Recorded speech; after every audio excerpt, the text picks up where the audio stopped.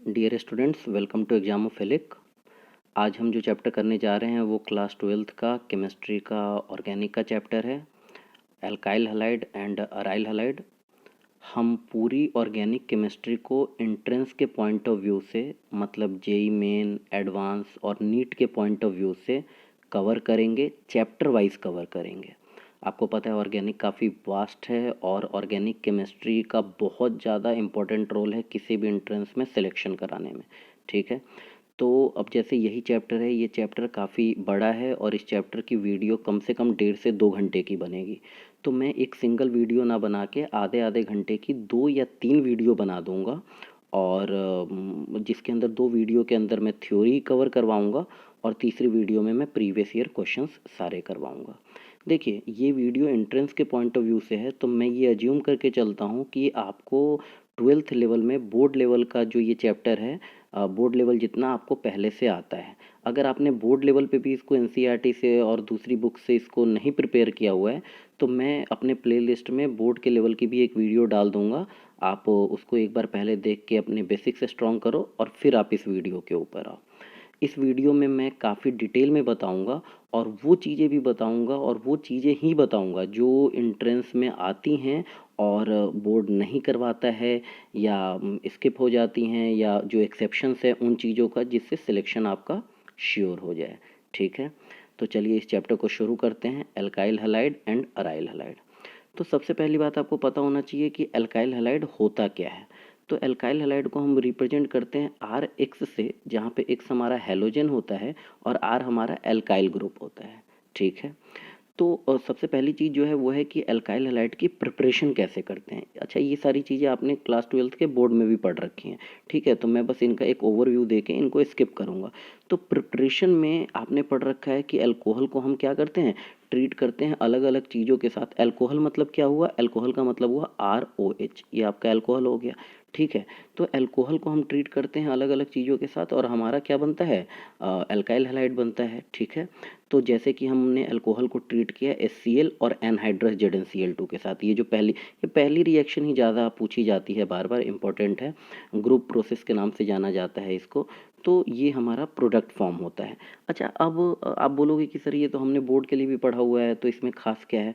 तो खास ये है कि वो आपसे ये नहीं पूछेगा कि जो अल्कोहल है वो इनके साथ रिएक्ट करेगा और क्या बनाएगा, बिल्कुल भी नहीं। वो आपसे प्राइमरी, सेकेंडरी और टर्शरी के टर्म्स में पूछेगा। तो खास बात यह है कि जो ROH है, अल्कोहल है, वो प्राइमरी और सेकेंडरी के साथ, प्राइमरी और सेकेंडरी अल्कोहल जब रहेगा आपका, तब उसको इस रिएक्शन में HCl के साथ एनहाइड्रस ZnCl2 की भी जरूरत पड़ेगी। लेकिन टर्शरी अल्कोहल को एनहाइड्रस ZnCl2 की जरूरत नहीं पड़ती है। टर्शरी अल्कोहल को एनहाइड्रस ZnCl2 की जरूरत नहीं पड़ती है। अब देखो, ये एनहाइड्रस ZnCl2 क्या है, तो आपको पता होगा, आपने एनहाइड्रस AlCl3 भी पढ़ा होगा। ये चीज़ें क्या होती हैं, लुईस एसिड होती हैं। अच्छा, तो इसका काम क्या है, इसका काम ये है कि कार्बन और ऑक्सीजन के बीच में जो बॉन्ड होता है, कार्बन और ऑक्सीजन के बीच में जो बॉन्ड होता है उसको तोड़ता है, उसको ब्रेक डाउन करता है। कैसे ब्रेक डाउन करता है, ये जो जिंक है, ये कार्बन ऑक्सीजन के बीच का जो बॉन्ड है उसको तोड़ के ऑक्सीजन को क्या करता है, अपने साथ खींच के लेके चला जाता है। ठीक है, और तो फिर उसके बाद क्या हुआ, इसका जो क्लोरीन, ZnCl2 का जो क्लोरीन है, वो किसके साथ चला जाएगा, वो अल्कोहल के R के साथ चला जाएगा, है ना। आपका अल्कोहल का ROH है, इधर आपका ZnCl2 है। तो ये जो जिंक है ना, ये जो जिंक है, ये जिंक कार्बन और ऑक्सीजन के बीच के बॉन्ड को ब्रेक डाउन करता है। ये चीज़ याद रखिएगा। ठीक है, चलिए। अच्छा, आप एक काम करो, आप सारे बच्चे एक साथ आप लोग अपना एक कॉपी खोलो और कॉपी के अंदर जो इम्पोर्टेंट पॉइंट्स हैं, देखिए ये चैप्टर को मैं डिटेल में तो आपको पढ़ाऊंगा, लेकिन उसके साथ साथ इस चैप्टर से ना कुछ पर्टिकुलर चीज़ें हैं जो बार बार पूछी जाती हैं। तो मैं पहले आपको वो चीज़ें लिखवा देता हूँ जो इससे फ्रिक्वेंटली पूछी जाती है। तो आप एक कॉपी खोलो और उसके ऊपर उन चीज़ों को लिखना शुरू करो। ठीक है, आप वीडियो को पॉज कर दो और उसके बाद फिर जब कॉपी ले आना, लिखना शुरू करना। तो क्या क्या है वो चीज़ें। सबसे पहले आपने न्यूक्लियोफिलिक सब्स्टिट्यूशन सुना होगा, है ना। SN1, SN2, ये सुना है। तो इसको तो बिल्कुल ही क्रैम कर लो। क्रैम करने का मतलब क्या है कि बिल्कुल किस किस केस में होता है, किस केस में नहीं होता है, इसके क्या क्या एक्सेप्शंस हैं, SN1, SN2 बिल्कुल ही डिटेल में। अच्छा, ये सारी चीज़ें मैं आगे आपको वीडियो में पढ़ाने वाला हूँ, लेकिन मैं ये वो बता रहा हूँ जो पेपर में आती हैं, इनको ज़्यादा ध्यान देना है आपको। ठीक है। दूसरी चीज़ ये है कि एरोमेटिक कंपाउंड क्या होता है, इसको कैसे आइडेंटिफाई करें, ठीक है। जैसे आपने हकल रूल वगैरह पढ़ा होगा एरोमेटिक कंपाउंड को फाइंड आउट करने के लिए। अभी 2021 या 20 के जेई में पूछा गया था एक क्वेश्चन, जिसके अंदर उन्होंने 4 रिएक्शन दे दी थी और 4 रिएक्शन दे के उन्होंने बोला था इसमें से किसका प्रोडक्ट क्या है आपका एरोमेटिक कंपाउंड फॉर्म कर रहा है, किसका प्रोडक्ट क्या है आपका एरोमेटिक कंपाउंड फॉर्म कर रहा है, ठीक है। तो इसलिए वो पता करना आपको आना चाहिए। तीसरी चीज़ है स्टेबिलिटी ऑफ कार्बोकैटायन, मतलब टर्शरी ज़्यादा स्टेबल है, सेकेंडरी ज़्यादा है या प्राइमरी ज़्यादा। और जहाँ कहीं भी आपको बुक के अंदर इवन एनसीईआरटी के अंदर टर्शरी सेकेंडरी प्राइमरी इनका कोई सीक्वेंस दिखाई दे तो उस सीक्वेंस को आप अच्छे से रट लो, ठीक है। नेम रिएक्शंस काफ़ी ज़्यादा इंपॉर्टेंट है। आप कहोगे कि सर ये तो बोर्ड के पॉइंट ऑफ व्यू से इंपॉर्टेंट है, नहीं, एंट्रेंस में भी नेम रिएक्शंस पूछी जाती हैं और तरीके से। जैसे जो आपका जेई मेन का 2021 का पेपर है जो ऑनलाइन हुआ था 26 फरवरी को, इवनिंग शिफ्ट वाला, उसके अंदर उन्होंने प्रॉपर नेम रिएक्शंस पूछी हैं, ठीक है। तो काफ़ी ज़्यादा इंपॉर्टेंट है। अच्छा, फिजिकल प्रॉपर्टीज़ के ऊपर वन लाइनर क्वेश्चंस आते हैं। जैसे आपसे पूछा जाएगा कि बॉइलिंग पॉइंट ब्रांचिंग के साथ इंक्रीज होता है या डिक्रीज होता है, तो बॉइलिंग पॉइंट क्या होता है, डिक्रीज होता है ब्रांचिंग के साथ। तो ये चीज़ें क्या हैं, ये चीज़ें जो आपकी फिजिकल प्रॉपर्टीज़ है, वन लाइनर है, ये बिल्कुल आपको रटी होनी चाहिए, टिप्स पे होनी चाहिए। नीट में तो ज़्यादातर वन लाइनर ही पूछा जाता है, अभी थोड़ा ट्रेंड चेंज हो रहा है, वैसे जेई भी पूछ ही लेता है वन लाइनर। तो ये चीज़ें आपको पता होनी चाहिए। इतनी इतनी चीज़ें तो आप कॉपी पे लिख लो, फिर हम वीडियो कंटिन्यू करते हैं, ठीक है। चलिए अब आगे चलते हैं। अच्छा, तो मैंने आपको क्या बताया था कि जो आपका अल्कोहल होता है ROH, वो HCl और एनहाइड्रस ZnCl2 के साथ रिएक्ट करता है और क्या बनाता है आपका RCl बनाता है ना, अल्काइल हैलाइड बनाता है। और मैंने ये भी बताया था कि यहाँ पे एनहाइड्रस ZnCl2 का काम क्या होता है, तो क्या काम होता है एनहाइड्रस ZnCl2 का, वो ब्रेक डाउन करता है, कार्बन ऑक्सीजन के बीच का जो बॉन्ड है उसको ब्रेक डाउन करता है, ठीक है। अच्छा, प्राइमरी और सेकेंडरी अल्कोहल को रिएक्शन करने के लिए ज़रूरत होती है एनहाइड्रस ZnCl2 की, लेकिन टर्शरी अल्कोहल को ऐसी कोई ज़रूरत नहीं होती है, ठीक है। अच्छा, मैं स्क्रीन के ऊपर अभी आपको दिखाई दे रहा होगा ये रिएक्शंस, आप इनका एक स्क्रीनशॉट ले लो और इनको अच्छे से याद कर लो, ठीक है। एक बार आप स्क्रीनशॉट ले लो इनका और अच्छे से इनको याद कर लो, ठीक है। चलिए, ये जो इम्पोर्टेंट नोट्स दे रखे हैं ना, ये पेपर में खास तौर पे आते हैं, यहीं से बनता है वो, ठीक है, यहीं से क्वेश्चन बनते हैं आपके। जैसे आपको बोला मैंने, क्या कहा था, रिएक्टिविटी जहाँ कहीं भी दिखाई दे, ऑर्डर आपको सारे अच्छे से याद कर लेने। तो जो अल्कोहल की रिएक्टिविटी ऑर्डर होता है वो टर्शरी सेकेंडरी प्राइमरी ऐसे फॉलो करता है। मतलब टर्शरी अल्कोहल सबसे ज़्यादा रिएक्टिव, फिर सेकेंडरी, फिर प्राइमरी, ठीक है। और इसी तरीके से आपका जो हैलोजन एसिड मतलब क्या, कि जब कभी भी किसी हैलोजन मतलब क्या, क्लोरीन ब्रोमीन आयोडीन, इनके साथ हाइड्रोजन जुड़ गया तो ये क्या बन गया, हैलोजन एसिड बन गया, है ना। तो इनकी रिएक्टिविटी ऑर्डर इनका क्या होता है, तो HI होता है, फिर HBr होता है, फिर HCl होता है। अच्छा, ऐसा क्यों होता है, HI सबसे ज़्यादा एसिडिक क्यों होता है, वो इस वजह से होता है कि आयोडीन का साइज़ सबसे बड़ा होता है हैलोजन में। तो जिसका साइज़ जितना बड़ा होता है वो उतना ही ज़्यादा बढ़िया लिविंग ग्रुप होता है, लिविंग ग्रुप उतना ज़्यादा बढ़िया होता है, मतलब वो उतनी जल्दी इसको छोड़ के जाएगा।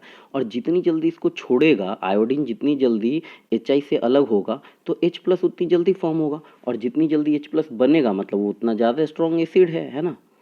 तो ये रहता है आपका।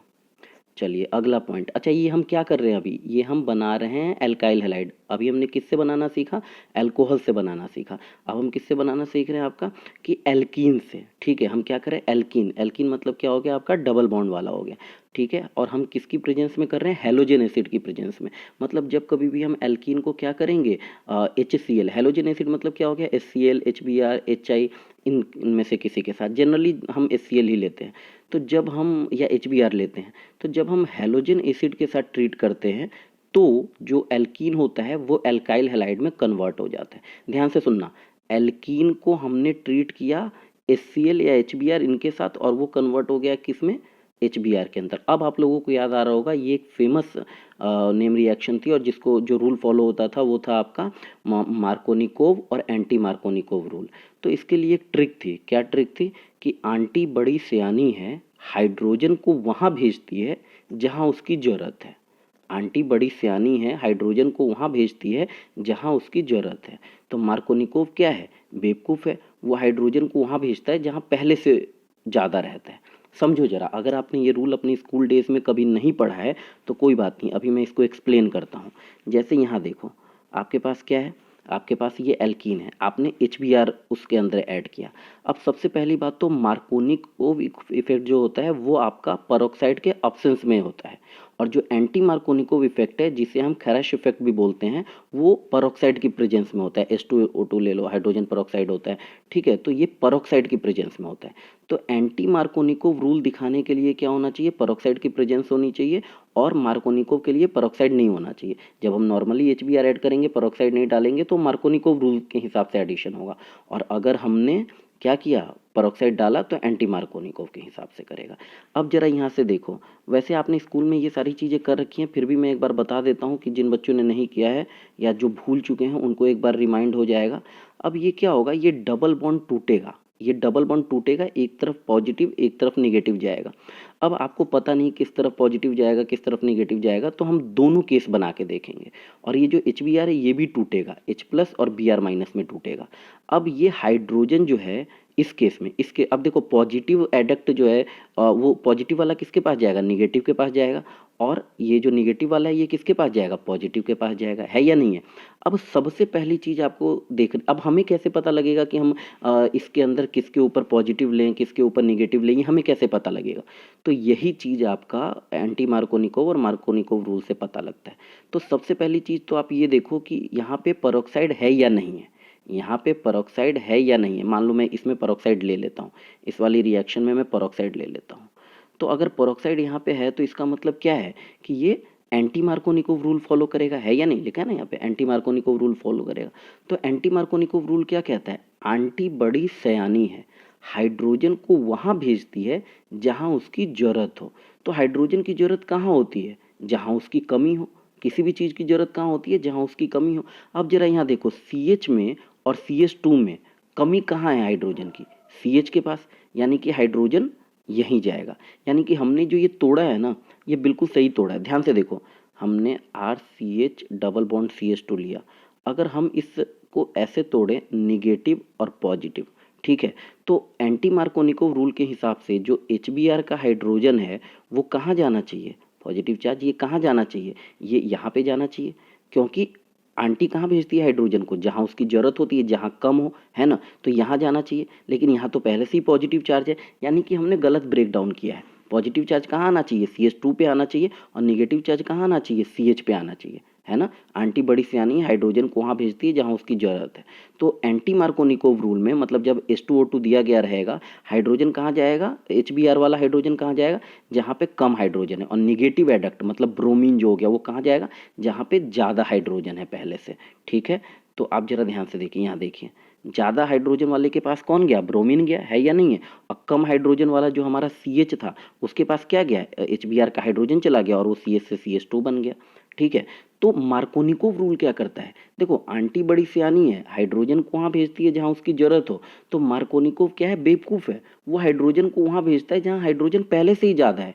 मतलब कि CH और डबल बॉन्ड CH2 में हाइड्रोजन पहले से कहाँ ज़्यादा है, CH2 पे ज़्यादा है, तो वो हाइड्रोजन को यहीं भेजेगा। मतलब जब हम ब्रेक डाउन करेंगे तो हमें ध्यान रखना, यहाँ निगेटिव आएगा और यहाँ पॉजिटिव आएगा, तभी तो हाइड्रोजन यहाँ पॉजिटिव चार्ज वाला इसके पास आएगा, ठीक है। तो ये चीज़ आपको समझ आ गई। मार्कोनिको देखो, आप में से कुछ बच्चे होंगे जिसको लग रहा होगा कि सर एंट्रेंस लेवल का पढ़ाने का बोल के और ये बोर्ड की चीज़ें करा रहे हैं, ये तो हमने पहले कर रखी है। तो देखो, आप में से बहुत सारे बच्चे होंगे जो ये भूल गए होंगे या उन्हें याद नहीं होगा, और इवन एंट्रेंस में भी ये चीज़ पूछी जाती है, इस वजह से मैं इसे करवा रहा हूँ, ठीक है। और कुछ बच्चों को तो बिल्कुल ही समझ नहीं आ रहा होगा, जिनका बेसिक बहुत वीक होगा, तो आप एक बार अपने बेसिक्स के लिए वीडियो ज़रूर देखें, मैं प्लेलिस्ट में डाल दूंगा, और NCERT तो एक बार ज़रूर करें अच्छे से, ठीक है। चलिए, तो मार्कोनिकोव और एंटी मार्कोनिकोव बता दिया, और मैंने आपको ये भी बता दिया कि मार्कोनिको जो आपका एंटी मार्कोनिकोव इफेक्ट है उसी को हम पेरोक्साइड इफेक्ट या खैराश इफेक्ट भी बोलते हैं, ठीक है।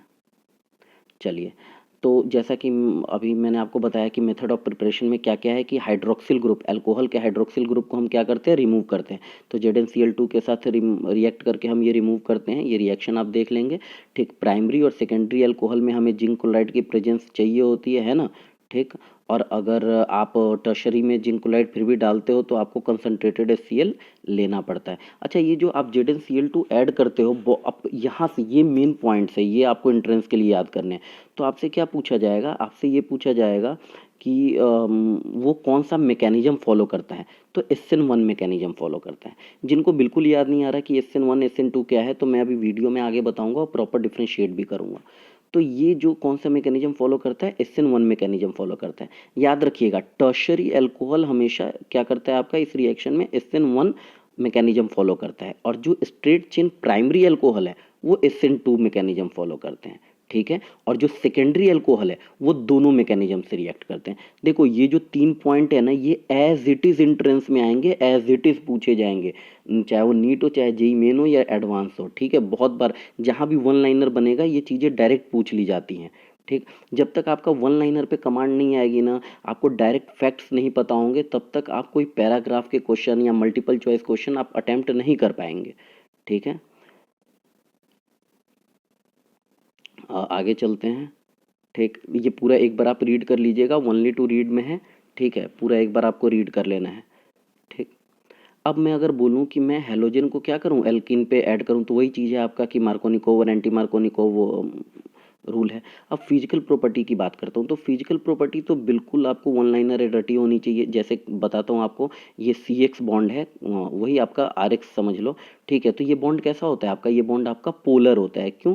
क्योंकि जो X होता है वो ज़्यादा इलेक्ट्रोनिगेटिव होता है, तो ज़्यादा इलेक्ट्रोनिगेटिव होने की वजह से वो इलेक्ट्रॉन को क्या करता है, अपनी तरफ खींचता है या नहीं है। तो इस वजह से इसके ऊपर पार्शियल नेगेटिव चार्ज आता है और इसके ऊपर पार्शियल पॉजिटिव चार्ज डेवलप हो जाता है।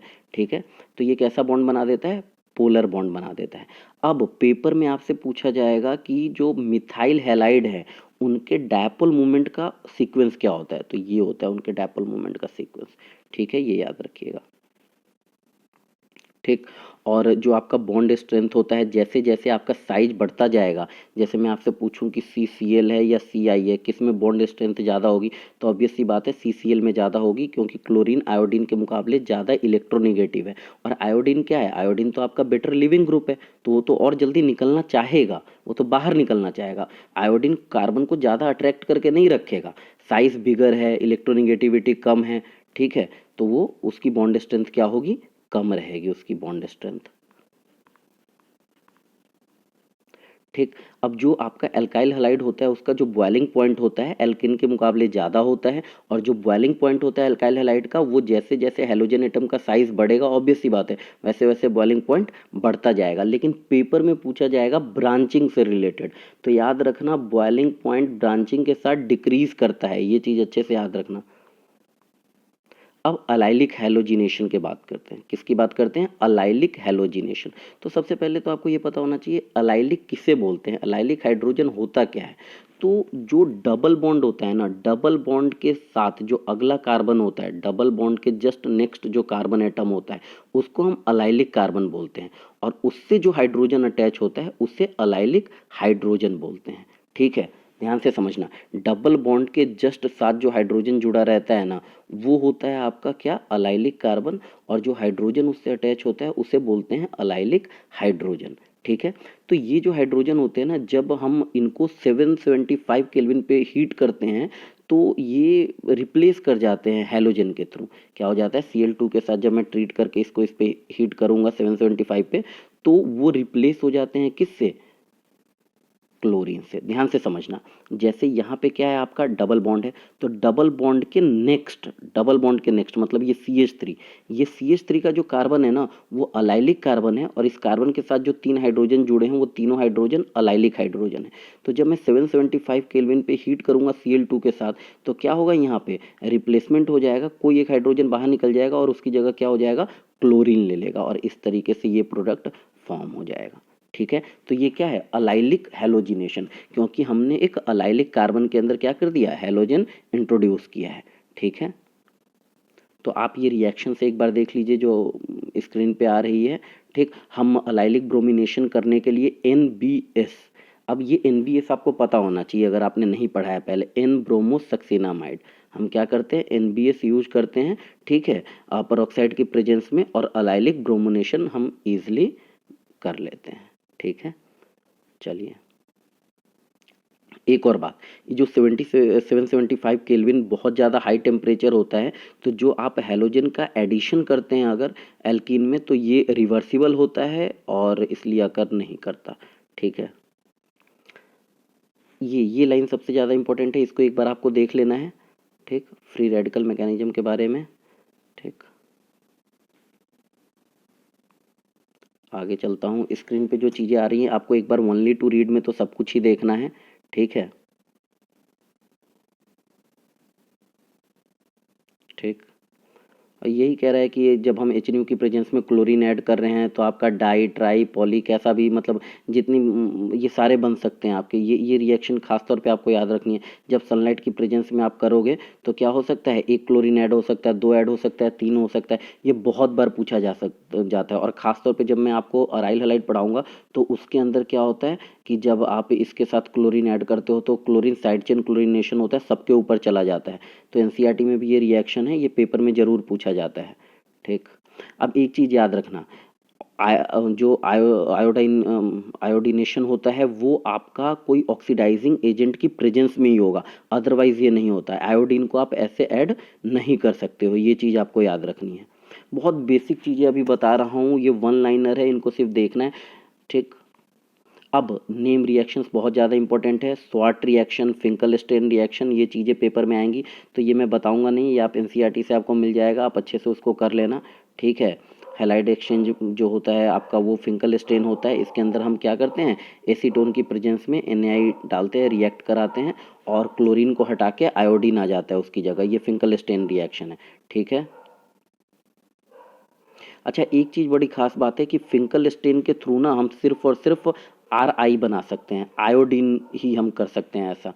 ठीक है, तो ये चीज़ याद रखना, आयोडो एल्केन ही हम बना सकते हैं क्लोरीन और ब्रोमीन को हटा के। ठीक है, अब बोरोडिन हंस डाइकर रिएक्शन है आपकी, ये रिएक्शन आपने एनसीईआरटी में नहीं पढ़ी है, ये इंपॉर्टेंट रिएक्शन है, बहुत बार पेपर में पूछ ली जाती है। तो होता क्या है कि कार्बोक्सिलिक एसिड का सिल्वर सॉल्ट, अच्छा आपको इतनी बेसिक सी चीज़ तो पता होगी कि सॉल्ट कैसे बनता है। जैसे आपका CH3COOH है, ये क्या है आपका कार्बोक्सिलिक एसिड। जब आप इसको हाइड्रोजन को निकाल देते हो और इसकी जगह कोई मेटल ले आते हो, जैसे आप आपने इसको NaOH के साथ ट्रीट किया और ट्रीट करने के बाद आपने क्या बना लिया, CH3COO- तो ये क्या हो गया, सोडियम सॉल्ट हो गया कार्बोक्सिलिक एसिड का। इसी तरीके से पोटेशियम सॉल्ट हो गया। तो यहाँ पे आप देख रहे हो ये क्या है, कार्बोक्सिलिक एसिड का सिल्वर सॉल्ट है। तो जो कार्बोक्सिलिक एसिड का सिल्वर सॉल्ट है, अगर मैं उसे ब्रोमीन के साथ रिएक्ट करूँ, किसकी प्रेजेंस में, CCl4 की प्रेजेंस में, तो डी कार्बोक्सिलेशन होता है। डी कार्बोक्सिलेशन मतलब कार्बोक्सिल ग्रुप का रिमूवल हो जाता है। क्या होता है आपका, कार्बोक्सिल ग्रुप का रिमूवल होता है। कौन सा ग्रुप, COO, ये जो COO है इसका रिमूवल हो जाता है। तो ये पूरा ही हट जाएगा, तो आपके पास क्या बचेगा, नॉर्मल CH3Br बचेगा, है या नहीं है। ठीक है, और आपने रिएक्शन में क्या लिया है, Br2 लिया है, तो एक Br तो आपका यहाँ पे इस्तेमाल हो गया, है या नहीं है। और दूसरा Br क्या होता है, जो आपका Ag है इसके साथ चला जाता है, AgBr बना देता है। ठीक है, तो डी कार्बोक्सिलेशन हुआ और क्या बना दिया आपका, एल्काइल और अराइल ब्रोमाइड आपका इस तरीके से बन सकता है। लेकिन उसके अंदर जो ओरिजिनल एसिड आपने इस्तेमाल किया है उससे एक कार्बन कम रहेगा, ये याद रखना। इसको बोलते हैं बोरोडिन हुंस-डाइकर रिएक्शन। तो ये बहुत इंपॉर्टेंट रिएक्शन है, आपने पहले नहीं पढ़ी होगी, तो एक बार इसको अच्छे से देख लो। ठीक, इस तरीके से हम अल्काइल हैलाइड भी बना सकते हैं और अराइल हैलाइड भी बना सकते हैं। नीचे अराइल हैलाइड बना के दिखाया, ऊपर अल्काइल हैलाइड बना के दिखाया। ठीक है,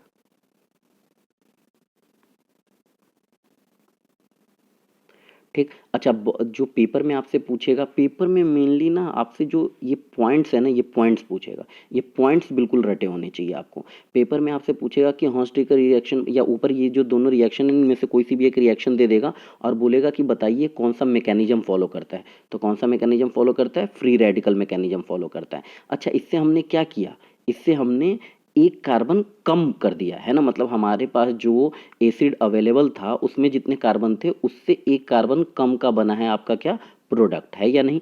ठीक है, तो हम कार्बन चेन की लेंथ को रिड्यूस करने के काम में भी इसको लाते हैं। ठीक है, और जो आपका एल्काइल या अराइल हैलाइड आएगा उसकी जो रिएक्टिविटी रहेगी वो क्या रहेगा, प्राइमरी फिर सेकेंडरी फिर टर्शरी। ये रिएक्टिविटी सबकी रटी होनी चाहिए बिल्कुल, ठीक है। अच्छा, इस रिएक्शन से ना जो ब्रोमीन है, जो आपका ब्रोमाइड बनेगा, उसी की बस क्वांटिटी अच्छी आती है। बाकी क्लोरीन वगैरह के केस में इतना ज़्यादा अच्छा क्वांटिटी नहीं फॉर्म करता है, ठीक है। और आयोडीन को तो हम इसके साथ प्रिपेयर ही नहीं कर सकते, आयोडीन को हम इसके साथ प्रिपेयर ही नहीं कर सकते, ठीक है। क्योंकि जब मैं आपका सिल्वर सॉल्ट को, कार्बोक्सिलिक एसिड के सिल्वर सॉल्ट को आयोडीन के साथ ट्रीट करता हूँ तो आपका क्या कर देता है, एस्टर बना देता है, ठीक है। आपको पता होगा एस्टर का फॉर्मूला क्या है, RCOOR। अच्छा, यहाँ पे दोनों तरफ R है, ये सिमेट्रिकल हो गया, यही R प्राइम होता है तो क्या हो जाता, अनसिमेट्रिकल हो जाता। तो ये क्या बन जाएगा, ईस्टर बन जाएगा आपका, ठीक है। और सिल्वर सॉल्ट फॉर्म कर देगा आपका, ठीक। तो और इस रिएक्शन को क्या बोलते हैं, बिरनबॉम सिमोनेनी रिएक्शन। तो ये याद रखना, ठीक है। बहुत बार ये रिएक्शन का नाम दे देगा और ये स्टेटमेंट पूछ लेगा, या स्टेटमेंट लिख के नाम पूछ लेगा कि ये किसका एग्जाम्पल है, तो ये पता होना चाहिए आपको, ठीक। अब हम क्या करने जा रहे हैं, हम एल्काइल हैलाइड बना रहे हैं, और अब किससे बना रहे हैं, एरोमेटिक हाइड्रोकार्बन से बना रहे हैं। किससे बना रहे हैं, एरोमेटिक हाइड्रोकार्बन। जैसे आपने बेंजीन वगैरह टाइप का कुछ ले लिया, ठीक है, तो C6H5 टाइप का कुछ ले लिया, उसके साथ हम ट्रीट कर रहे हैं, ठीक। तो बेसिकली देखो, जब मैं हैलोजन ऐड कर रहा हूँ तो मैं क्या कर रहा हूँ, हैलोजिनेशन कर रहा हूँ, है या नहीं है। और हैलोजिनेशन करने का सबसे बेस्ट तरीका क्या है, लुईस एसिड की प्रेजेंस में। ऊपर भी बताया था ZnCl2 वाले टाइम में, है ना। तो अनहाइड्रस AlCl3 FeCl3 FeBr, तो जो अनहाइड्रस AlCl3 है वो क्या है, लुईस एसिड है, ठीक है। तो जब हम अनहाइड्रस AlCl3 वगैरह के साथ ट्रीट करते हैं आपका, तो हैलोजिनेशन, रिंग के अंदर हैलोजिनेशन अकर कर जाता है, ठीक है। C6H5Cl हो जाएगा, ठीक। तो एक बार देख लेना है, ठीक। और जो कमर्शियली आपका क्लोरोबेंजीन प्रिपेयर किया जाता है वो रैशिक प्रोसेस के थ्रू किया जाता है, और वो ये प्रोसेस है, ठीक है। C6H6 आपका बेंजीन है, उसके साथ हमने HClO2 के साथ रिएक्ट करवाया CuCl2 की प्रेजेंस में, और हमारा क्या बन गया, हमारा क्लोरोबेंजीन बन गया। क्या बन गया, क्लोरोबेंजीन। तो ये चीज़ आपको क्या है, याद होनी चाहिए बिल्कुल अच्छे से, ठीक। देख लो, और रिएक्शन का नाम भी देख लो, ठीक है। क्योंकि ये ना, ये नेम रिएक्शंस पूछ लेंगी पेपर में, फिर आप बोलोगे हमने कभी सुनी नहीं, हमने कभी पढ़ी नहीं, तो दिक्कत हो जाएगी। देख रहे हो, आपने ये चीज़ें बोर्ड में नहीं पढ़ी हैं, इसीलिए आपको बता रहा हूँ। आपको ये वीडियो बार बार देखनी चाहिए, इन चीज़ों के साथ फैमिलियर होना चाहिए। फिर जब मैं प्रीवियस ईयर क्वेश्चन कराऊंगा तो बिलीव मी, कोई भी क्वेश्चन 30 सेकेंड से ज़्यादा नहीं लेगा, 30 सेकेंड 25 सेकेंड सारे क्वेश्चन बन जाएंगे, लेकिन आपको पॉइंट्स क्लियर होने चाहिए। अगला क्या है, साइड चेन हेलोजिनेशन करते हैं, ठीक है। साइड चेन हेलोजिनेशन का मतलब क्या है कि हेलोजन ऐड होते जाएंगे, जैसे अभी बताया था ना पीछे भी। यहाँ पे आपका क्या है, टोल्यूइन है, ठीक है। आपने क्या किया, Cl2 को ऐड किया सनलाइट की प्रेजेंस में, तो क्या होगा कि ये जो CH3 है ना, इसका एक हाइड्रोजन हटेगा और इसकी जगह क्लोरीन ऐड हो जाएगा। अब हम क्लोरीन फिर ऐड करेंगे HNU यानी सनलाइट की प्रेजेंस में, तो फिर क्या होगा कि ये जो CH2Cl है ना, इसमें से फिर एक हाइड्रोजन हटेगा और उसकी जगह क्लोरीन ऐड हो जाएगा, फिर क्लोरीन ऐड हो जाएगा, ठीक है। तो तब तक जब तक बेंजो ट्राइक्लोराइड नहीं बन जाएगा, इसे बोलते हैं साइड चेन क्लोरीनेशन, ठीक है। अब आपको ये चीज़ पता होना चाहिए कि जब हम क्लोरीन को FeCl3 के साथ ट्रीट करते हैं, तो टोल्यूइन को इन दोनों के साथ ट्रीट करते हैं, तो क्या हो जाता है, न्यूक्लियर हेलोजिनेशन हो जाता है और ऑर्थो और पैरा का मिक्सचर मिल जाता है, ठीक है। ये रिएक्शन आप देख सकते हो, इस रिएक्शन की बात कर रहा हूँ मैं, ठीक है। ये ध्यान से देखिए, हमने क्या किया, टोल्यूइन को FeCl3 के साथ रिएक्ट किया, मतलब लुईस एसिड के साथ रिएक्ट किया, और आपका ये ऑर्थो पोजीशन आ गई, ऑर्थो क्लोरोटोल्यूइन आ गया, और ये पैरा पोजीशन आ गई, ठीक है। ये ऑर्थो आ गया और ये पैरा आ गया, ठीक है। आपको ये तो पता ही होगा, ये वाली पोजीशन ऑर्थो होती है, ये मेटा होता है, और ये वाला पैरा होता है, फिर ये मेटा होता है और ये ऑर्थो होता है। और ये डिपेंड करता है कि आप किसके, मतलब किसके रिस्पेक्ट में देख रहे हो। जैसे आप यहाँ पे पहले से CH3 है, ये टोल्यूइन है, तो CH3 के जो सामने वाला ये क्या है, ये पैरा है ना। मतलब CH3 पहले से है, तो इसके सामने वाली जो पोजीशन होगी वो पैरा होगी। ये दोनों ही पोजीशन पैरा है, जहाँ CH3 है वो और उसके ठीक सामने वाली, और CH3 के जस्ट बगल वाली जो दोनों पोजीशन है, वो दोनों पोजीशन आपकी क्या होगी, ऑर्थो होगी। वो दोनों पोजीशन क्या होगी, ऑर्थो होगी। और ये जो नीचे वाली दोनों पोजीशन है, ये क्या है, मेटा है। तो आप एक चीज़ याद रखिए, अगर आप नीचे से चलते हैं तो PMO, prime minister office, PMO, ये चीज़ याद रखिएगा। बहुत बार बच्चों को पैरा ऑर्थो में कन्फ्यूजन हो जाती है, ठीक है, ठीक है। जो ऑर्थो पोजीशन है उसके अंदर स्टेरिक हिंड्रेंस हो जाता है। स्टेरिक हिंड्रेंस का मतलब पता है क्या, कि अप्रोच नहीं कर पाते। जैसे कि सपोज करो कि किसी बंदे को आपसे मिलना है ना, तो बहुत आराम से मिल पाएगा, नहीं मिल पाएगा, क्योंकि आपके आसपास कोई ऐसा कोई सिक्योरिटी गार्ड, बॉडी गार्ड है नहीं, तो कोई दिक्कत नहीं है, ईजिली आके आपसे मिल लेगा। लेकिन अगर वहीं किसी बंदे को सलमान खान से मिलना है, तो आपको पता है उसके 3-4 बॉडी गार्ड, शेरा, ये सब उसको घेर के ही खड़े रहते हैं हमेशा, तो उसको अप्रोच करना उतना मुश्किल, उतना आसान नहीं है, काफ़ी मुश्किल है। तो वो क्या है, स्टेरिक हिंड्रेंस है, ठीक है, उसको अप्रोच नहीं कर पाते। ठीक, तो एक बार ओनली टू रीड में इस पूरे को देख लीजिए।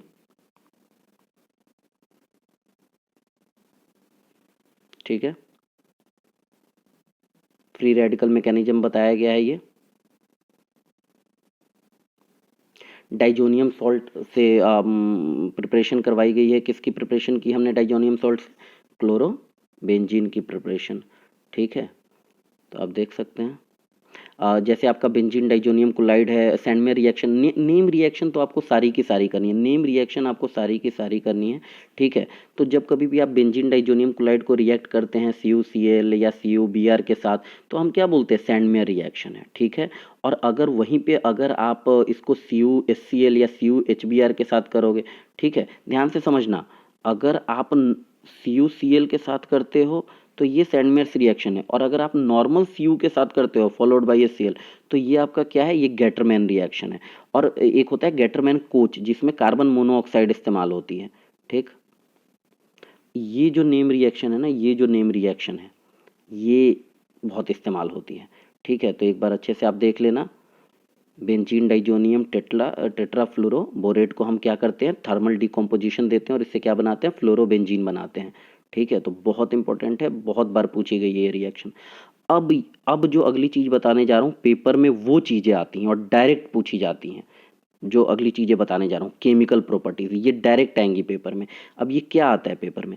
पेपर में आपसे ये पूछा जाएगा कि जब कभी भी RX मतलब अल्काइल हैलाइड आपका OH के साथ रिएक्ट करेगा, OH मतलब क्या हो गया, OH आयन है यहाँ पे, मतलब NaOH ट्रीट कर दो, कुछ भी, जो कोई भी ऐसी चीज जिसमें OH हो, OH आयन के साथ ट्रीट करेगा, तो वो क्या फॉर्म करेगा, एल्कोहल फॉर्म करेगा।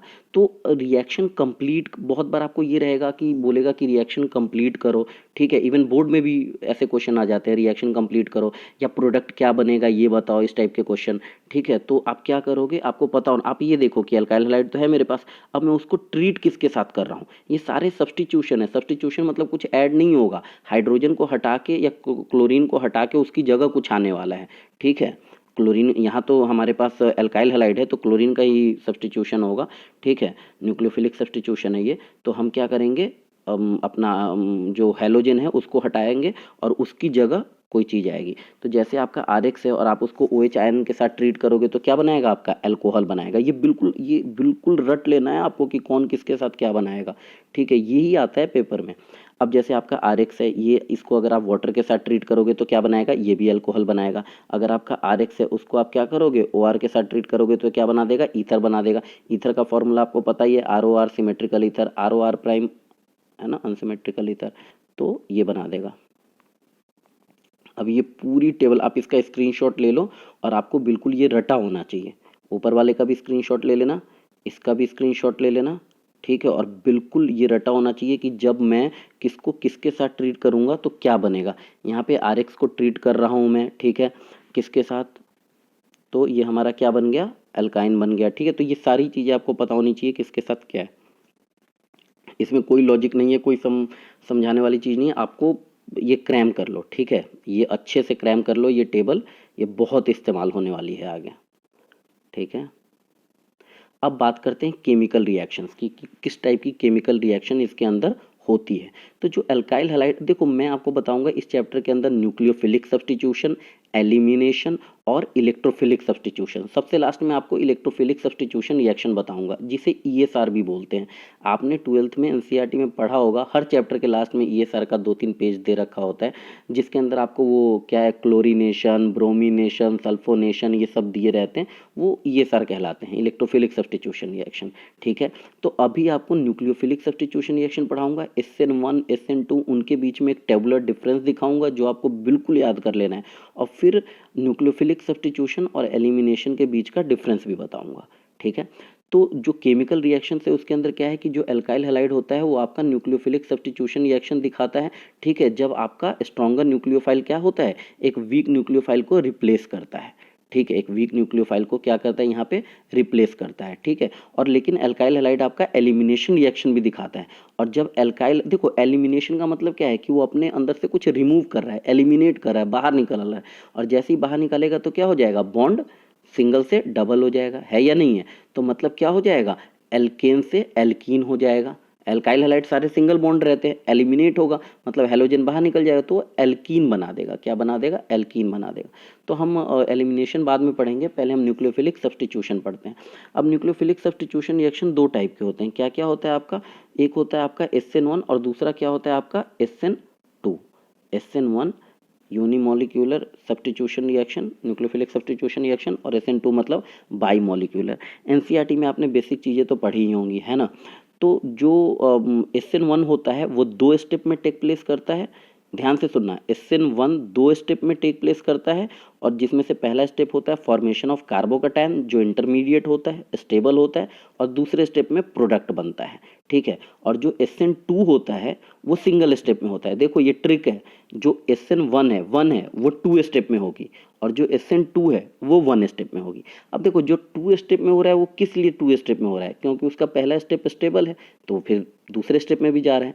तो पहला स्टेप है कार्बोकैटायन का बनना, और दूसरा स्टेप क्या है, प्रोडक्ट बनना, ठीक है।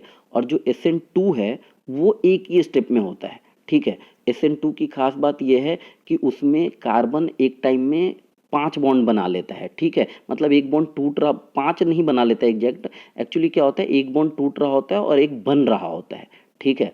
तो जो SN2 होता है उसके अंदर इन्वर्जन ऑफ कन्फिगरेशन हो जाती है। तो ये चीज़ आगे अभी आपको बताऊंगा, ठीक। बाकी ये सब कुछ आपने एनसीईआरटी में भी देखा हुआ है।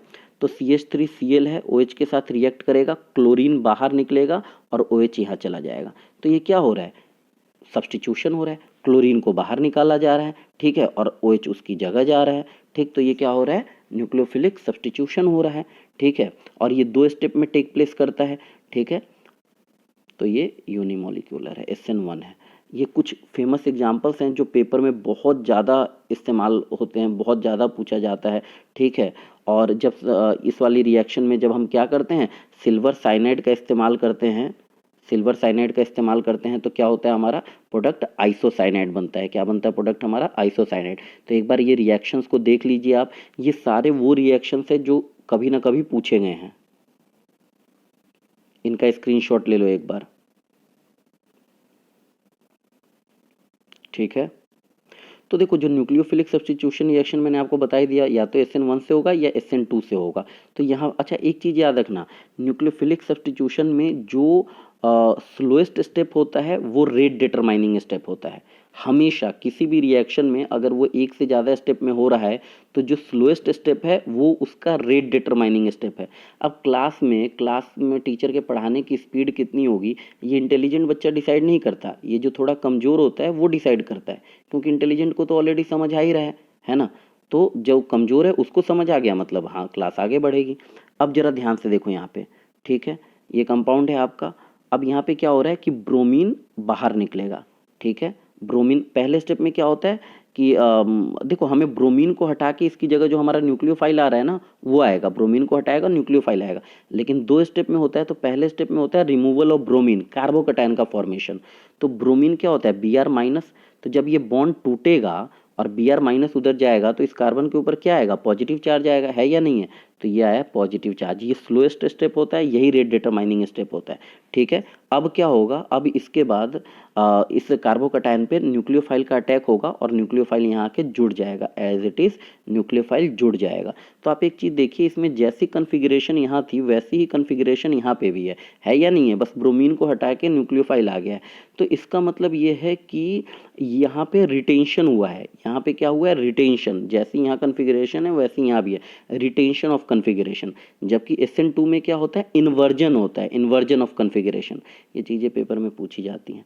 ये जो कैरेक्टरिस्टिक्स हैं आप इनको ध्यान से लाइन बाय लाइन सारा पढ़िए और आपको पता होना चाहिए। देखो जितना ज़्यादा कार्बोकैटायन जो इंटरमीडिएट है आपका वो स्टेबल होगा, उतना फास्टर SN1 मैकेनिज्म होगा। तो अगर कभी SN1 रिएक्शन दे दी जाए, जो यूजुअली बोर्ड में भी दी जाती है और एंट्रेंस में भी, और आपसे पूछेगा कि बताओ इनमें से कौन SN1 में ज़्यादा फास्टर जाएगा, ठीक है, ज़्यादा फास्ट SN1 रिएक्शन दिखाएगा, मैकेनिज्म दिखाएगा, तो आप ये देखना कि किसका कार्बोकैटायन ज़्यादा स्टेबल है, किसका कार्बोकैटायन ज़्यादा स्टेबल है, ठीक है। और वो कैसे पता लगेगा, वही third degree, secondary, tertiary, secondary, primary, इसके थ्रू, ठीक है। अच्छा, अब इस रिएक्शन में ना न्यूक्लियोफाइल का कोई रोल नहीं होता, इसमें न्यूक्लियोफाइल का कोई रोल नहीं होता, वो आके अटैच हो जाता है, ठीक है। अब देखो जो वीकर बेस होते हैं ना, वीकर बेस वो बेटर लिविंग ग्रुप होते हैं और इसलिए SN1 मैकेनिज्म दिखाते हैं। ये जो थर्ड पॉइंट है ना, इसके ऊपर कम से कम 10 बार क्वेश्चन पूछे गए हैं एंट्रेंस में, ध्यान से बिल्कुल इस पॉइंट को रट लो। जो वीकर बेस हैं वो बेटर लिविंग ग्रुप होते हैं, और बेटर लिविंग ग्रुप का मतलब क्या है कि वो तुरंत छोड़ के भागेगा, ठीक है। तो तुरंत छोड़ के भागेगा तो क्या होगा, जितनी जल्दी वो भागेगा उतनी जल्दी कार्बोकैटायन बनेगा और उतना स्ट्रॉन्ग कार्बोकैटायन बनेगा, और इसलिए वो SN1 मैकेनिज्म को फेवर करेगा, ठीक है। अब जो पोलर सॉल्वेंट होते हैं वो SN1 रिएक्शन को एक्सिलरेट कर देते हैं, क्योंकि वो एक पोलर ट्रांजिशन स्टेट ले आते हैं, ठीक है। अब जो SN1 रिएक्शन है वो क्या होता है, जब हम कैरल स्टार्टिंग मटेरियल लाते हैं तो प्रोडक्ट का रेसमाइजेशन कर देता है। रेसमाइजेशन, रेसमिक मिक्सचर वगैरह आपने पढ़ाई होगा, है ना। तो चलते हैं आगे, ये कैरेक्टरिस्टिक आपको सारा पता होना चाहिए, ठीक है। अब यहाँ पे आप देख रहे हो, यहाँ पे क्या हो रहा है, ये SN2 है, ये क्या है आपका SN2 है। यहाँ पे आप देखो हेलोजन कहाँ है, यहाँ पे है, और जो न्यूक्लियोफाइल आपका है, ठीक है, यहाँ। अब ये जो इंटरमीडिएट बना, ये इंटरमीडिएट स्टेबल नहीं है। क्यों नहीं है ये इंटरमीडिएट स्टेबल, ये इंटरमीडिएट इसलिए स्टेबल नहीं है क्योंकि यहाँ पे देखिए कार्बन एक टाइम में कितने बॉन्ड बना रहा है, 1 2 3 4 5, तो एक्चुअली ये 5 बॉन्ड बना नहीं रहा होता है। होता क्या है कि जो लिविंग ग्रुप होता है ना, जो हेलोजन होता है वो छोड़ के जा रहा होता है और उसी टाइम पे न्यूक्लियोफाइल आ रहा होता है, ठीक है, समझ आ रही बात। तो अब यहाँ पे क्या हो गया, इन्वर्जन ऑफ कन्फिग्रेशन हो जाता है। इन्वर्जन मतलब यहाँ देखो, यहाँ पे क्या हेलोजन इधर की तरफ है, लेकिन जो न्यूक्लियोफाइल जुड़ेगा वो इधर की तरफ जुड़ेगा, ठीक है। तो इन्वर्जन ऑफ कन्फिग्रेशन हो गया, पलट गया ना बिल्कुल, ठीक। तो बहुत इंपॉर्टेंट चीज है। अब जो SN2 रिएक्शन है उसके अंदर क्या होता है, अभी मैंने बताया इन्वर्जन ऑफ स्टीरियोकेमिस्ट्री और कार्बन के अराउंड, और इस इन्वर्जन का नाम क्या होता है, वाल्डन इन्वर्जन, ठीक है। इवन NCERT में आपको कहीं भी ये चीज़ नहीं बताई गई होगी कि इस इन्वर्जन को वाल्डन इन्वर्जन बोलते हैं, ठीक है। और जो रिएक्शन का रेट होगा वो किसके ऊपर डिपेंड करता है, जो आपका अल्काइल ग्रुप है वो स्टेरिक बल्क उसका कितना है, कितना बल्कियर है, इसके ऊपर डिपेंड करता है, ठीक है। और इसी वजह से जो आपका ये है कि मिथाइल हैलाइड जो होते हैं आपके ज़्यादा रिएक्टिव होते हैं SN2 रिएक्शन में। जैसे जैसे आपकी अल्काइल ग्रुप की चेन है ना इंक्रीज होती जाएगी, वैसे वैसे रेट ऑफ रिएक्शन घटता जाएगा। ध्यान से समझना, मतलब जो टर्शरी होंगे ना, जो टर्शरी अल्काइल हैलाइड होंगे वो SN2 रिएक्शन उतना कम दिखाएंगे, उतना लेस फेवर्ड दिखाएंगे। जितनी ज़्यादा आपकी अल्काइल ग्रुप की चेन की लेंथ बढ़ती जाएगी, रेट ऑफ रिएक्शन उतना घटता जाएगा। तो ये सीक्वेंस बिल्कुल रटा होना चाहिए। मैं क्या बता रहा था आपको, SN1 और SN2 से जुड़े हुए एक एक पॉइंट आपको याद होना चाहिए। तो ऊपर 4 पॉइंट 5 पॉइंट मैंने प्रॉपर्टीज दिखा दी हैं, नीचे 4-5 पॉइंट की प्रॉपर्टीज हैं, ये बिल्कुल ही आप अच्छे से याद कर लो, ठीक है। एप्रोटिक सॉल्वेंट की वजह से SN2 रिएक्शन का रेट जो होता है वो बढ़ जाता है, और जो अगर मैं हैलाइड ग्रुप का जो रिप्लेसमेंट होता है वो क्या ऑर्डर रहता है, आयोडीन, ब्रोमीन, क्लोरीन, क्योंकि आयोडीन सबसे बढ़िया लिविंग ग्रुप है इस वजह से, ठीक है। अब न्यूक्लियोफिलिक डिस्प्लेसमेंट SN1 और SN2 मैकेनिज्म है ना, तो ये आप स्क्रीनशॉट ले लो, ये स्क्रीनशॉट ले लो, इनके बीच का डिफरेंस है, ठीक है। और भी है, नीचे मैं करता हूँ, आप स्क्रीनशॉट ले लो। ये बिल्कुल पॉइंट बाय पॉइंट आपको रटा होना चाहिए, बिल्कुल पॉइंट बाय पॉइंट, ठीक। और ये जो है ना, ये कैरेक्टरिस्टिक रिएक्शन चार्ट है अल्काइल हैलाइड के लिए, इसके ये भी स्क्रीनशॉट ले लो। इसके अंदर बता रखा है कि कोई भी आपका अल्काइल हैलाइड है, ठीक है, वो कब किसके साथ रिएक्ट करेगी तो क्या बनाएगी, कब किसके साथ रिएक्ट करेगी तो क्या बनाएगी, ग्रिग्नार्ड रिएजेंट वगैरह कब किसके साथ कहाँ क्या है, तो ये बिल्कुल रटा होना चाहिए। इन्हें माइंड मैप बोलते हैं, मेमोरी मैप्स बोलते हैं। इस तरीके से बना के पढ़ने से आपको ज़्यादा याद रहेगा और जल्दी याद भी होगा। तो ये बिल्कुल रट जाओ, ये तो बिल्कुल रट जाओ कि कब किसके साथ क्या रिएक्शन करके क्या दे रहा है। आपको लग रहा होगा कि बिल्कुल सर बेसिक चीज़ें बता रहे हैं, एनसीईआरटी की चीज़ें लग रही हैं। यकीन मानो, आप मैं इसके 2 या 3 पार्ट बनाऊंगा, आप तीनों पार्ट देखना। और मतलब जब मैं प्रीवियस ईयर क्वेश्चन करवाऊंगा तो क्वेश्चन सारे यहीं से उठेंगे, चाहे वो जेई मेन हो चाहे एडवांस हो। अब देखो, आप ना छोटे बच्चे नहीं हो कि आपको वो डायरेक्ट 2+3=5 दे देगा। कंसेप्ट यहीं से उठेगा, थोड़ा आपको अपना कॉमन सेंस, अपना दिमाग लगाना होगा और क्वेश्चंस बन जाएगा। मैं करवाऊंगा, मैं खुद करवाऊंगा, क्लास में सारे क्वेश्चन करवाऊंगा। अब आपका आता है एलिमिनेशन रिएक्शन। क्या आता है आपका? Elimination reaction. तो एलिमिनेशन रिएक्शन क्या कहता है आपका? एलिमिनेट करना, बाहर निकालना। तो एक चीज़ बिल्कुल रट लो, अभी अपने दिमाग में बिठा लो जो मैं बता रहा हूँ, कि कभी भी अगर आपको एलिमिनेशन रिएक्शन लगाना हो ना, तो सीधा अल्कोहलिक KOH, सीधा क्या डालना है? Alcoholic KOH। और अगर अल्कोहलिक KOH कहीं दिख जाए तो समझ जाना कि भैया यहाँ क्या हुआ है, यहाँ एलिमिनेशन हुआ है। अल्कोहलिक KOH डाल के हीट कर दिया, मतलब क्या हो गया? यहाँ पे एलिमिनेशन हो गया है। ठीक है, तो और जैसे ही एलिमिनेशन होगा, तो जब आपका मान लो एल्केन है, आपका क्या है? एल्केन है, सारे सिंगल बॉन्ड है। और एलिमिनेशन है मतलब क्या है आपका? आप किसी चीज़ को बाहर निकाल रहे हो, तो बाहर निकालोगे तो क्या हो जाएगा? वो चीज़ तो बाहर चलेगी, तो वो कंप्लीट करने के लिए क्या करेगा? डबल बॉन्ड बना लेगा। मतलब एलिमिनेशन होने पे एल्कीन क्या कर लेता है? एल्केन बना लेता है। ठीक है, अब सेटजेफ रूल यहाँ पे सबसे ज़्यादा इस्तेमाल होता है। तो अगर आपने सेटजेफ रूल बोर्ड में नहीं पढ़ रखा है, एनसीईआरटी में है ये, ठीक है, तो मैं आपको बताता हूँ कि अगर एलिमिनेशन होने के बाद अल्कोहलिक KOH डाल के हीट करने पे एलिमिनेशन हो रहा है, और एलिमिनेशन होने के बाद अगर एक से ज़्यादा प्रोडक्ट पॉसिबल है, तो कौन सा प्रोडक्ट मेजर प्रोडक्ट होता है? तो कहता है जो ज़्यादा सब्स्टिट्यूटेड एल्कीन हो। ध्यान से सुनना, जो ज़्यादा सब्स्टिट्यूटेड एल्कीन हो वो आपका होता है मेजर प्रोडक्ट। जैसे यहीं पे देखो, यहाँ पे ये है, यहाँ पे 2 प्रोडक्ट पॉसिबल है। क्या? कि ये जो ब्रोमीन बाहर निकलेगा, जो ये ब्रोमीन बाहर निकलेगा, तो हो सकता है क्या कि अब अकेला ब्रोमीन तो बाहर निकलेगा नहीं, इसके साथ एक हाइड्रोजन बाहर निकलेगा, है या नहीं है? तो हो सकता है कि क्या बना है, वो हाइड्रोजन यहाँ से निकले, ठीक है, और या फिर हो सकता है क्या कि वो हाइड्रोजन यहाँ से निकले। ध्यान से समझना, हो सकता है वो हाइड्रोजन यहाँ से निकले, या हो सकता है वो हाइड्रोजन यहाँ से निकले। ठीक है, तो अगर यहाँ से हाइड्रोजन निकलेगा, यहाँ से हाइड्रोजन गया, यहाँ से ब्रोमीन गया, तो फिर इनके बीच में क्या आ जाएगा? Double bond. तो वो ये वाला बना, है या नहीं है? या फिर क्या होगा आपका कि ब्रोमीन यहाँ से जाए और हाइड्रोजन यहाँ से जाए, तो उस केस में क्या हो जाएगा? डबल बॉन्ड यहाँ हो जाएगा, तो वो ये वाला प्रोडक्ट बन गया आपका। ध्यान से देखो, अब कहता है कि अब जब एक से ज़्यादा प्रोडक्ट बन रहा है, तो हमें कैसे पता मेजर प्रोडक्ट कौन बनेगा? तो कहता है मेजर प्रोडक्ट वो बनेगा जो ज़्यादा सब्स्टिट्यूटेड एल्कीन रहेगा। क्या रहेगा? ज़्यादा सब्स्टिट्यूटेड एल्कीन रहेगा। ठीक है, समझ आई बात? चलिए, तो अब अगर मैं बात करूं सब्स्टिट्यूशन और एलिमिनेशन रिएक्शन के बीच में, देखिए अगर आप लोगों को कोई भी डाउट आता है ना, तो आप मुझे व्हाट्सएप करके बताइए, और या आप मुझे कमेंट करके बताइए। मैं बहुत जल्दी टेलीग्राम, व्हाट्सएप सारे लिंक डाल दूंगा। ठीक है, और आप कमेंट जरूर करिए वीडियो के नीचे। ठीक, competition between substitution and elimination reaction.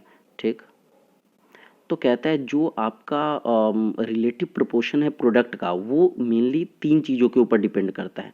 ठीक है, सबसे पहली चीज़ क्या है आपका? न्यूक्लियोफाइल की बेसिसिटी, दूसरी हेलो एल्केन की हिंड्रेंस, और तीसरी क्या है? Steric bulk around the nucleophilic atom. ठीक है, तो सबसे पहले फैक्टर की बात करते हैं हम। ठीक है, बेसिसिटी ऑफ न्यूक्लियोफाइल। न्यूक्लियोफाइल की बेसिसिटी मतलब उसकी बेसिक स्ट्रेंथ। ठीक है, देखो ये जो पॉइंट है ना, competition between substitution and elimination, भाई साहब यही चीज़ें तो हैं जो आपको कहीं नहीं मिलेंगी, और यहीं से पेपर आएगा। एंट्रेंस का पेपर, बोर्ड का पेपर, नीट का पेपर, अब बोर्ड बोल गया मैं, जेई मेन का पेपर, नीट का पेपर यहीं से बनेगा भाई साहब। ठीक, तो सबसे पहली बात होती है बेसिक स्ट्रेंथ न्यूक्लियोफाइल की। तो न्यूक्लियोफाइल की बेसिक स्ट्रेंथ, तो जो वीक बेस होते हैं ना, वीक बेस मतलब H2O, ROH, हैलाइड, RS, ये सब जो वीक बेस होते हैं, इनमें सब्स्टिट्यूशन ज़्यादा होगा। अब क्वेश्चन कैसे आएगा? आपको एक रिएक्शन दे देगा और आपको बोलेगा प्रोडक्ट बनाइए। अब आप ये नहीं समझ पाएंगे कि वो प्रोडक्ट जो है आपका, वो सब्स्टिट्यूशन के हिसाब से बनेगा या वो एलिमिनेशन के हिसाब से बनेगा। तो यही पॉइंट से जो आपको याद करने हैं, और वहाँ पे ये काम आएंगे। जब मैं आपको प्रीवियस ईयर क्वेश्चन करवा रहा हूँ, उस वक्त मैं आपको बताऊंगा कि देखो ये पॉइंट मैंने वहाँ पढ़ाया था। ठीक है, तो आपको क्या देखना है क्या वीक बेस रिएक्ट कर रहा है। तो अगर वीक बेस रिएक्ट कर रहा है तो हम कहेंगे कि भैया यहाँ तो सब्स्टिट्यूशन होगी। ठीक है, और अगर स्ट्रॉन्ग बेस रिएक्ट कर रहा है, जैसे OH- ये आपको पता है स्ट्रॉन्ग बेस है, ठीक है, तो वहाँ पे क्या होगा? एलिमिनेशन के चांस ज़्यादा है। ठीक है, अब जो कार्बन रिएक्ट कर रहा है, सेकेंड फैक्टर की बात कर रहा हूँ, जो कार्बन रिएक्ट कर रहा है उसके अराउंड कितना स्टेरिक हिंड्रेंस है। अब ये स्टेरिक हिंड्रेंस वाला एग्जांपल बताया ही था, ठीक है। तो जो स्टेरिकली आपका अनहिंड्रेड है, मतलब उसके आसपास कुछ है ही नहीं, तो प्राइमरी है ना, तो उसमें सब्स्टिट्यूशन ज़्यादा होगा। और जिसमें बहुत ज़्यादा हिंड्रेंस है, ठीक है, मतलब टर्शरी हो गया, सेकेंडरी हो गया या ब्रांच्ड प्राइमरी हो गया, तो उसके अंदर एलिमिनेशन ज़्यादा होता है। तो ये बिल्कुल पॉइंट्स आपको याद होने चाहिए कि अगर आपका हिंड्रेंस नहीं है तो सब्स्टिट्यूशन होगा, और अगर आपका बहुत ज़्यादा हिंड्रेड है, तो जैसे टर्शरी वगैरह है, तो आपका एलिमिनेशन होगा, ठीक है। तीसरा फैक्टर है आपका क्या, steric bulk around the nucleophilic atom. Second में हमने क्या पढ़ा, हमने पढ़ा यही स्टेरिक हिंड्रेंस ही पढ़ा, लेकिन जो हमारा हेलो एल्केन था उसमें, ठीक है। और तीसरे में हम पढ़ रहे जो हमारा न्यूक्लियोफाइल है उसके आसपास जो स्टेरिक हिंड्रेंस है। तो जैसे आपके जो आपके स्ट्रिक्टली अनहिंड्रेड न्यूक्लियोफाइल हैं, ये सब उनमें क्या होगा, सब्स्टिट्यूशन होगा, ठीक है। जो अनहिंड्रेड है ना, ठीक है, जहाँ पे हिंड्रेंस नहीं है वो सब्स्टिट्यूशन दिखाते हैं हमेशा, और जहाँ हिंड्रेंस है वो क्या है, एलिमिनेशन दिखाते हैं, ठीक है। तो आज की क्लास में इतना ही रहने देता हूँ। अगली क्लास में मैं आपको ग्रिग्नार्ड रिएजेंट की फॉर्मेशन से पढ़ाऊँगा, ठीक है।